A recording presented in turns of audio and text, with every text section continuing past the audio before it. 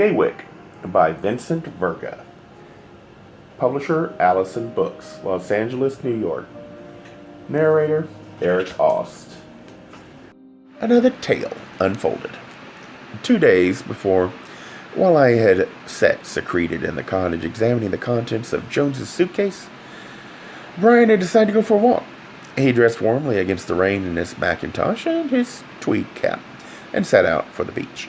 But the force of the slanting wet prompted him to seek cover in the birch grove, where he perambulated for a time, eventually deterring to the waterfall to view the flowering water lilies before returning to the house for tea. By the time Cormac realized he had mistaken Brian for me, the duplicitous game was ended. Brian recognized him immediately and fled.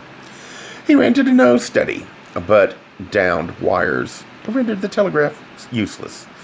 Without a word to anyone, he ran to the gatehouse and, taking a motored tricycle, caught the market train for New York City. I, in the meantime, having finished minding everyone else's business, returned to my rooms, was assaulted in my bath, and drugged after dinner by Keys. Brian burst into Danough's study at 15 Gramercy Park. He could do little but gasp and sputter and cry out in bewildered rage. The shock at the sight of him was minor compared to the effect of the message. After several hasty telephone calls, Danough and Brian sped by motor car to the ferry, and then across the East River, and then on to the waiting, steaming single-coach train, making no stops but once, to arrive at Gaywyck in breathless time to save my life. Who would believe it? I concluded, having snatched the narrative from him at the point where he and Brian boarded the express train. It's better than a novel. Yes, it is. Unfortunately, it didn't happen that way. He and Brian had arrived at Gaywyck in breathless time, but I was collapsed on the jetty, and Keys was already in flight up the beach to the house. Keys must have seen you coming to my rescue.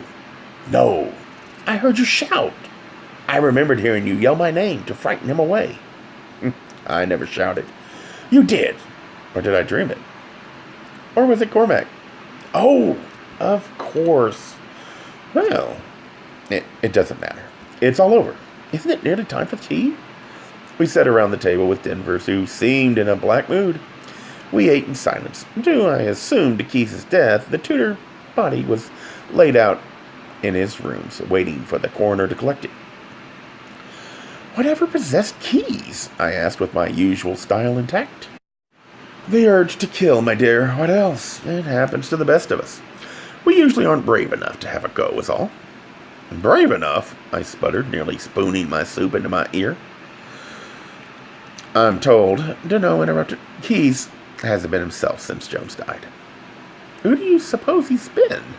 Denvers wondered, a sharp edge to his voice, making the words sound barbed.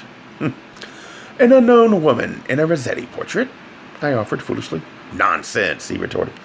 He dressed that way to lure you to the rocks. The old fool, a siren to the last. He was the only one to laugh.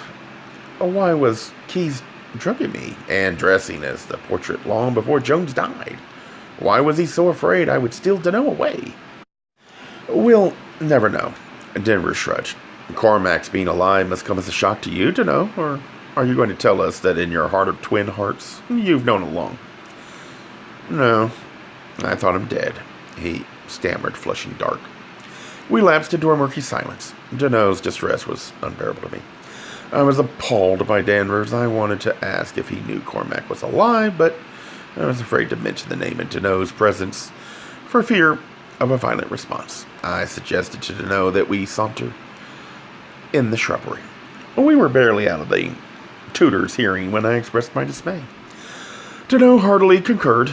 The night of his hasty return, after the doctor administered to me, he had attempted a conversation with Denvers, but had found him impossibly obfuscatory. What did you do? I went to Nanny. The old nurse had been straightforward with him. She advised him not to leave me unguarded.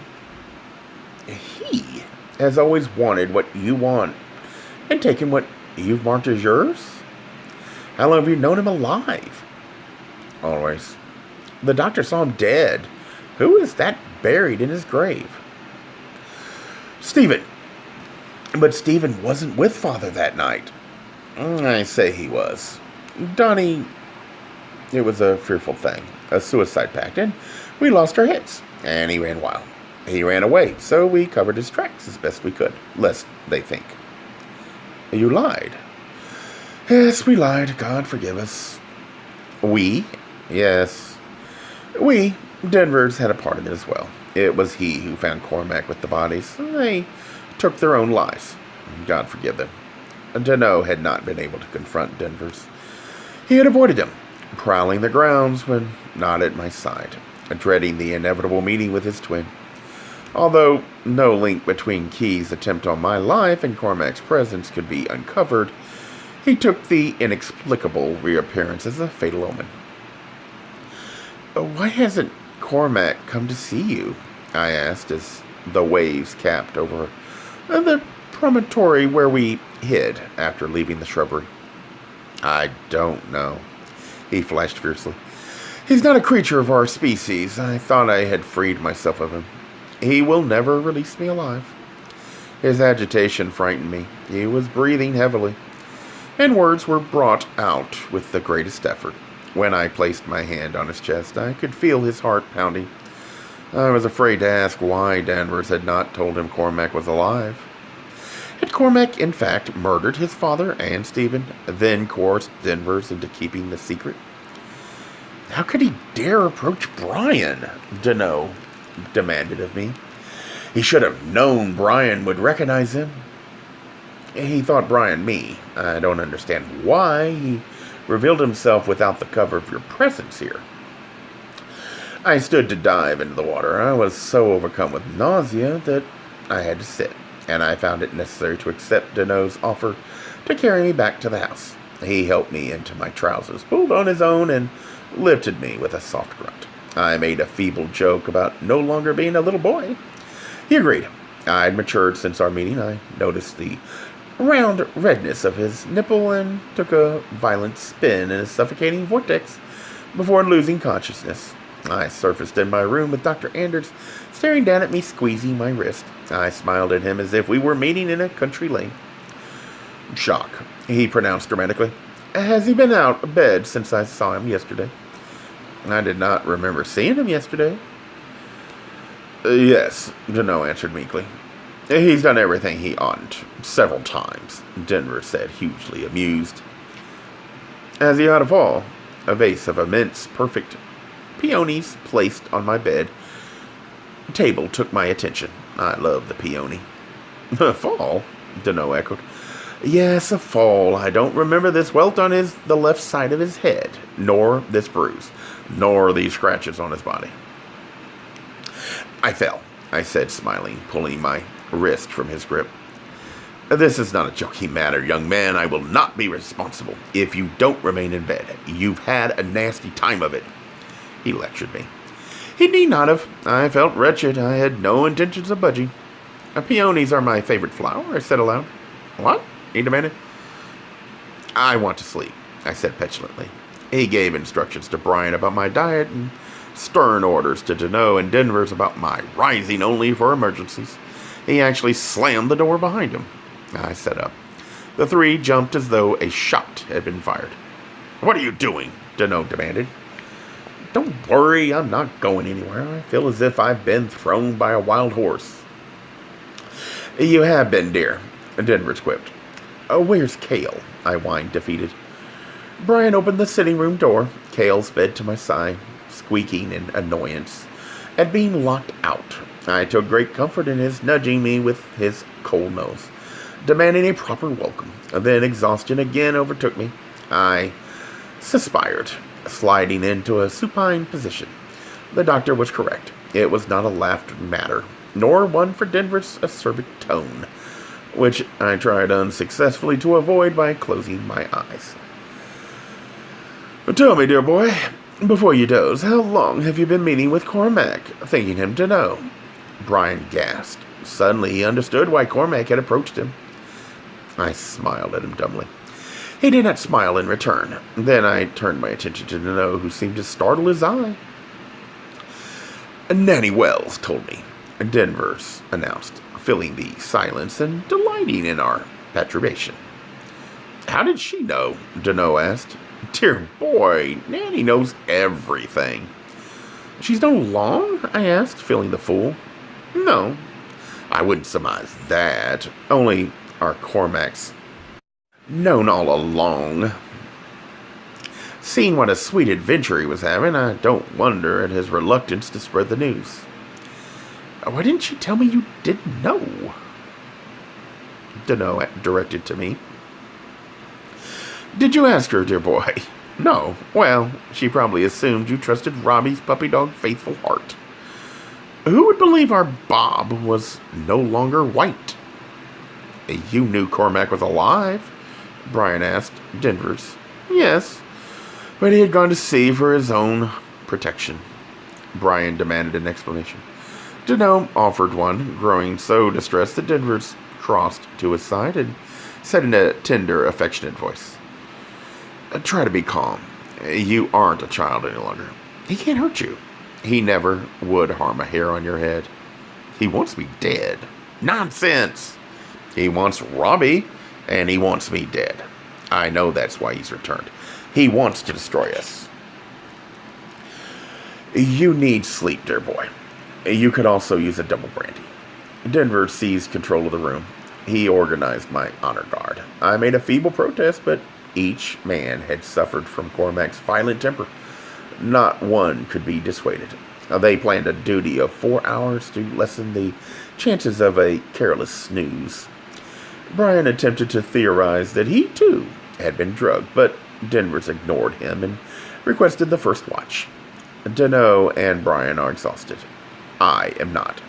They will sleep. I will sit here alert while Robert sleeps. Danough will relieve me for a late supper, and Brian will relieve him at 1. Simple? Nothing here at Gaywyck is ever simple, I thought as I nodded. Are we to maintain this charade forever? When am I to join you all with my own 4-hour shift? They all nodded in turn, grunting, agreeing it was a fine plan. The drawbridge was up, and the castle dressed for war. Yet, surely they knew underneath the bravado that if Cormac Gaylord wanted entry, not even Karl von Clausewitz, on his brightest day, could prevent him. Danough looked distraught. Finally, Denvers commanded them, Leave, let the dolt sleep. We need our rest, too, Brian insisted as he moved toward the door. Denvers ushered them out in his grandest manner. So get thee gone. Good night. And then, turning to me, he asked, Mine eyes do itch. Does that bode weeping? 'Tis neither here nor there, I answered correctly, receiving a smile of approval. He busied himself about the room, adjusting the windows, drawing the drapes, banking the fire, straightening my bedclothes, fluffing my pillows. As he moved from task to task, he sustained a monologue, absorbing my monosyllabic responses into its flow. Poor dear sweet Keys, yet it's true, he's not been himself, or anyone else, but not since our Jones got himself drubbed. No, long before that, since Gaylord's passing, and who has had the heart to be? There was a man. Jones was something else. I know how you despised him. Perfection, he was not, but he was all we had. Say what you will, we have always encouraged others to feel what they feel, even if bitter as Calaquantida. That may be the cause of all this unraveling. Jones, dear Jones. Jones, dear Jones, indeed, I thought. He certainly put money in his purse. Perhaps, just perhaps. Oh, what is the use? Oh, will you want one more blanket? Yes, I'll use this one here. Will that do? Fine. Do try to sleep. I closed my eyes. He said. The rhythms of his speech changed. There are many events in the womb of time, which will be delivered. The bedlam must be planted for starters. That word again, I noted, arranging my body under the covers, longing for Cale's comforting presence. He had followed Danough. He'll not rest without a grand send-off, without spiffy obsequies. Beethoven's Miscellanies would be fitting and proper, I think, but it's going to be difficult. Suicide fires everyone's cannons. Do you think we should tell a fib and say, "You're quite right to be so adamant"? What was I thinking? We've had a sure fit of fibs surrounding deaths and burials in this family. But would one more? Yes, of course. I was but jesting. I wonder where he's been all those years. Does he still? No, I won't embarrass either of us. How dreadful of me to even... Zounds! Denvers! Hold your peace. But one does remember. Maybe later. Mary Rose, the mother of this all, reminded me the other morn that I'm growing older. She wished me a golden age, but I must seriously doubt it. He knows everything, I thought, turning to eye him carefully. She thought you her sister, and you thought Cormac to know. And Cormac thought Brian you, and I thought Cormac's deeds Keys. And Keys thought himself Beethoven. All the elements of a jolly farce. Not a tearful pavane along the edge of the river Styx. Oh my. Go to sleep, Robbie. Pleasant dreams to you. When did he think Cormac's deeds Keys's? I wondered. I pretended a restful sleep. I did not own. I was uneasy, but not endangered. If he had violent longings toward me, I knew he would not personally execute them. He could not abide contaminating himself, and I remembered a conversation when he spoke of his admiration for Iago. Yes, he exclaimed as he sat in the library, teaching me whist. We know the Spartan dog is but the dark side of the noble black's too alabaster soul. But in the course of human events, he manages his work commendably well. To some, he is a hellish villain. To me, he is no worse than the great of heart. He's certainly a good deal smarter. It's all in the plain. I replied, it depended on how he defined smart. Semantics, he bellowed, scattering the cards just as I was securing the odd trick. Now I squinted, watching him settle into the chair by my bed. I could see the loquacious mood was gone. His mouth hung slightly open, and he stared blankly ahead, unblinking. I wanted to ask why Mary Rose would take me for her sister, and what power Denver's had over Keys. But it would have been senseless. His black expression clearly stated. Demand me nothing. What you know, you know. From this time forth, I never will speak a word. I dozed. I woke to find the wind strengthened. The rustling trees sounded like applause at the opera. Denver's had never moved. He looked small, shrunken like a leaf, with withered where it had been blown. I remembered the first night we met. You will change everything, he had said. What had he meant? I now repeated. Love cannot do things. From the first, Gaywyck's secrets had divided us. Looking at his aged, worn face, I felt regret. I slumbered suddenly. Gay Mysteries audiobooks. I think it is easy to hate a label, but a face humanizes the word. So this effort is twofold. To offer comfort to those like myself that your world didn't end because you don't fit into the view of acceptable society on both sides. And in hopes of helping those with family that are LGBTQ, that it doesn't mean we are aliens from the child they once knew. Reassure them so they can maybe be supportive at the same time, being true to their values.